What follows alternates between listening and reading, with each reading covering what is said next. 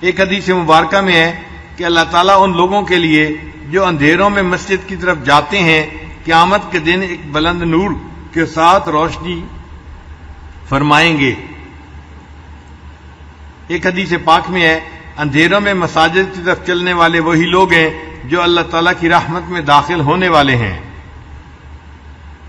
ایک حدیث مبارکہ میں ہے کہ جب کوئی جماعت کے ساتھ نماز پڑھتا ہے پھر وہ کسی حاجت کا سوال کرتا ہے تو اللہ تعالیٰ غیرت کرتا ہے کہ وہ بے مراد واپس لوٹے، اللہ تعالیٰ اس بندے کی حاجت کو پورا کر دیتے ہیں۔ ایک حدیث پاک میں ہے کسی شخص کو اپنے گھر میں نماز پڑھنے کا ثواب ایک نماز کے برابر، محلے کی مسجد میں نماز پڑھنے کا ثواب 25 نمازوں کے برابر، جامع مسجد میں نماز پڑھنا 500 نمازوں کے برابر، مسجد اقصی میں نماز پڑھنا 5000 نمازوں کے برابر ہے، اور مسجد حرام جہاں بیت اللہ ہے وہاں نماز پڑھنا 1,00,000 نمازوں کے برابر ہے۔ ایک حدیث پاک میں ہے کہ جس شخص نے 5 نمازوں کو جماعت کے ساتھ ادا کرنے پر محافظت کی وہ پل صراط سے چمکنے والی بجلی کی مانند تیزی کے ساتھ گزر جائے گا۔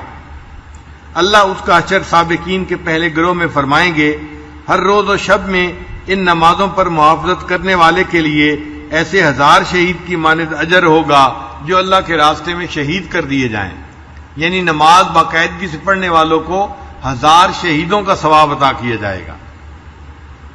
پھر نماز جو ہے اس کو تعدیل ارکان کے ساتھ پڑھنا، تعدیل ارکان کہتے ہیں رکوع سجود کو ٹھہر ٹھہر کے تسلی کے ساتھ ادا کرنا۔ مکتوبات معصومیہ کی عبارت ہے، مخبر صادق علیہ الصلوۃ والسلام نے فرمایا ہے کہ چوروں میں سب سے بڑا چور وہ ہے جو نماز میں چوری کرتا ہے۔ صحابہ نے عرض کیا، یا رسول اللہ صلی اللہ علیہ وسلم، اپنی نماز سے کوئی کس طرح چراتا ہے؟ نبی علیہ السلام نے فرمایا، نماز میں چوری یہ ہے کہ نماز کے رکوع سجود کو اچھی طرح ادا نہیں کرتا۔ نیز نبی علیہ السلام نے فرمایا کہ خدائے جل شانہ اس شخص کی نماز کی طرف نگاہ اٹھا کر بھی نہیں دیکھتا جو رکوع اور سجود میں اپنی پیٹھ کو ثابت یعنی سیدھا نہیں رکھتا۔ اور نبی علیہ السلام نے ایک شخص کو نماز ادا کرتے ہوئے دیکھا کہ رکوع و سجود پوری طرح ادا نہیں کر رہا، تو آپ صلی اللہ علیہ وسلم نے اس سے فرمایا، کیا تو اللہ تعالیٰ سے نہیں ڈرتا؟ اگر تو اسی عادت پر مر گیا تو دین محمدی پر تیری موت نہیں آئے گی۔ نیز نبی علیہ السلام نے فرمایا، تم میں سے کسی کی نماز اس وقت تک کامل نہیں ہوگی جب تک کہ وہ رکوع کے بعد پوری طرح سیدھا کھڑا نہ ہو اور اپنی پیٹھ کو سیدھا نہ کر لے اور اس کا ہر ایک عضو اپنی جگہ قرار نہ پکڑ لے۔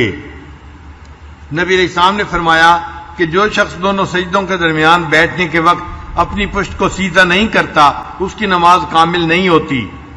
نبی علیہ السلام ایک نمازی کے پاس سے گزرے، دیکھا کہ وہ احکام و ارکان قوم و جلسہ پوری طرح ادا نہیں کر رہا تھا، تو آپ صلی اللہ علیہ وسلم نے اس سے فرمایا، اگر تو اسی عادت پر مر گیا تو قیامت کے دن تجھ کو میری امت میں سے نہ لیا جائے گا۔ اور دوسری جگہ فرمایا، اگر تو اسی عادت پر مر گیا تو دین محمدی پر تو نہیں مرے گا، کیونکہ تیری نماز جو ہے وہ پوری نہیں ہے۔ تو اس کو نماز کی چوری کہا گیا اگر نماز کے ارکان کو صحیح طرح ادا نہ کیا جائے۔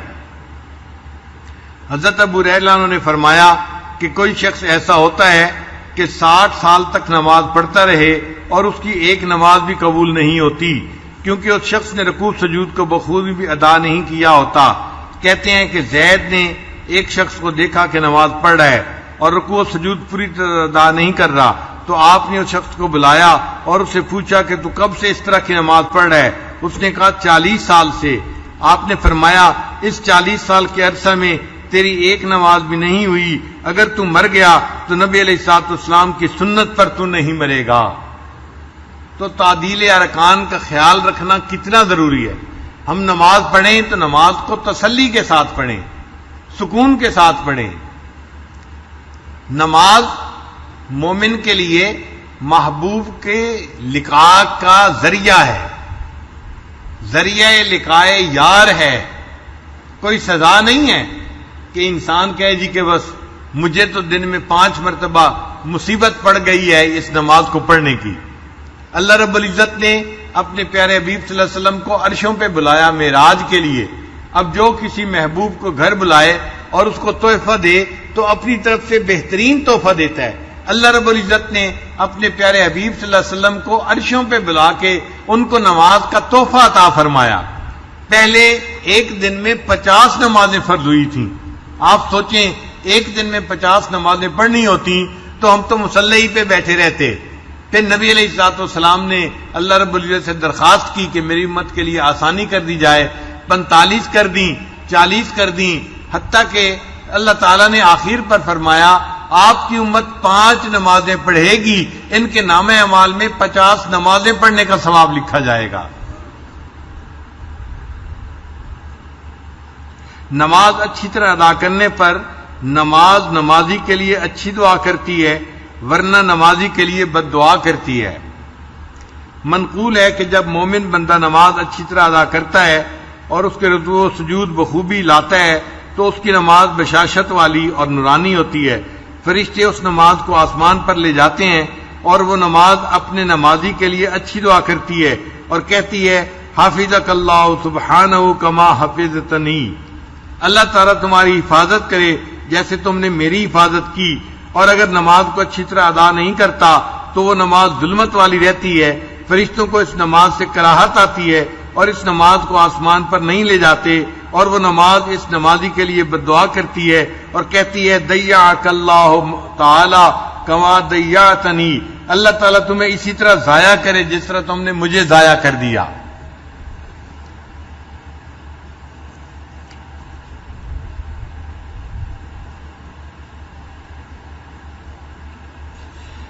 نماز کو کامل طور پر ادا کریں اور تعدیل ارکان کو طمانینت کے ساتھ ادا کرنے میں کوشش کریں، کیونکہ اکثر لوگ اس دولت سے محروم ہیں اور یہ عمل متروک ہو رہا ہے۔ اس عمل کا زندہ کرنا بھی دین کی اہم ضروریات میں سے ہے۔ سرور عالم صلی اللہ علیہ وسلم نے فرمایا جو شخص میری کسی مردہ سنت کو زندہ کرتا ہے اس کو 100 شہیدوں کا ثواب ملتا ہے۔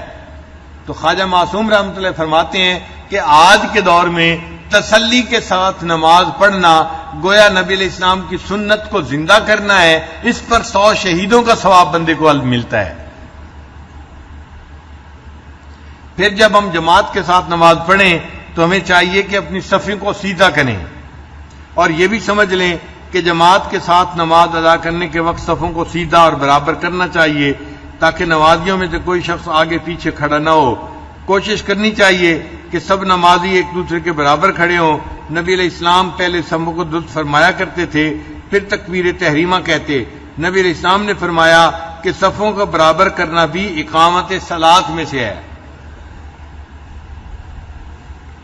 تو دن میں 5 مرتبہ مومن کو اللہ تعالیٰ کے دیدار کا تصور باندھنے کا حکم ہوا، اور جب یہ مومن فوت ہو جائے گا اور قیامت کے دن اللہ کے سامنے پیش ہوگا تو اللہ رب العزت اس بندے کو اپنی تجلی کی ابتدا فرمائیں گے۔